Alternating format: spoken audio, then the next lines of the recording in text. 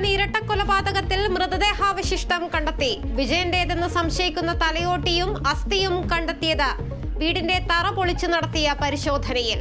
നവജാത ശിശുവിന്റെ മൃതദേഹത്തിനായി പരിശോധന തുടരുന്നു. വീടിനുള്ളിൽ പൂജ നടന്നതിന്റെ സൂചനകളുണ്ടെന്ന് പഞ്ചായത്ത് അംഗം. പ്രധാനമന്ത്രി നരേന്ദ്രമോദി വീണ്ടും കേരളത്തിലേക്ക്. 15-ന് പാലക്കാടും 17-ന് പത്തനംതിട്ടയിലും പ്രചാരണത്തിനിറങ്ങും. കേരളത്തിൽ ബിജെപിയുടെ ഏറ്റവും വലിയ പ്രചാരണ ഏജൻസി LDF കൺവീനർ എന്ന KC വേണുഗോപാൽ. വേണുഗോപാലിന്റെ തെരഞ്ഞെടുപ്പ് പ്രചാരണത്തിന് തുടക്കം.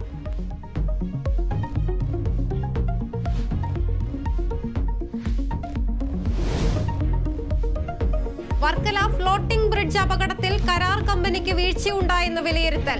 ടൂറിസം ഡയറക്ടർ മന്ത്രിക്ക് റിപ്പോർട്ട് നൽകും. പരിശോധനയ്ക്ക് നിർദ്ദേശം നൽകിയിരുന്നതായി മന്ത്രി മുഹമ്മദ് റിയാസ്.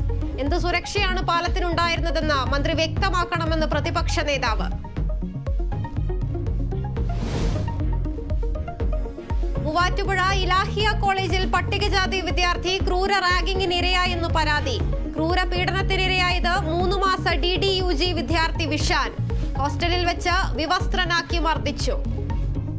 ബാത്റൂമിൽ വീഡിയോസ് എടുക്കും. 2 പ്രാവശ്യം എന്നെ വീഡിയോ എടുത്ത് എന്നിട്ട് അതിൽ സ്റ്റോറി ഇടുമെന്ന് പറഞ്ഞവര് എന്നെ തള്ളിയൊക്കെ ചെയ്തില്ലേ. തല വന്ന് ഇടിച്ച് എന്റെ മതിലിൽ ഇടിപ്പിച്ച് എന്റെ തല മറ്റേ ഷഡ്ഡി അതൊക്കെ ഉരിപ്പിച്ച് എന്നിട്ട് അത് വീഡിയോ ഇടാൻ നിന്നു. പ്രിൻസിപ്പാളിന് പരാതി അറിയിച്ചിട്ടും നടപടി ഉണ്ടായില്ലെന്നും ആരോപണം. കേരള സർവകലാശാല കലോത്സവത്തിനിടെ SFI KSU സംഘർഷം. SFI പ്രവർത്തകർ മർദ്ദിക്കുന്നുവെന്ന് KSU. പ്രധാന വേദിയിൽ ഏറ്റുമുട്ടിയ പ്രവർത്തകരെ അറസ്റ്റ് ചെയ്തു നീക്കി.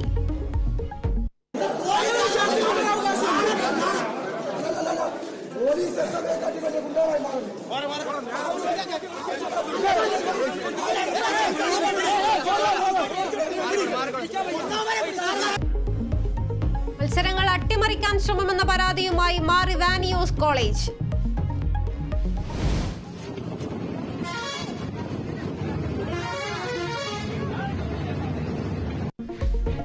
അതിരപ്പള്ളിയിൽ സ്വകാര്യ ബസിനു നേരെ പാഞ്ഞെടുത്ത് കാട്ടാന. സംഭവം അതിരപ്പള്ളിക്ക് സമീപം ആനക്കയത്ത്. ആന റോഡിൽ നിലയുറപ്പിച്ചത് 15 മിനിറ്റോളം.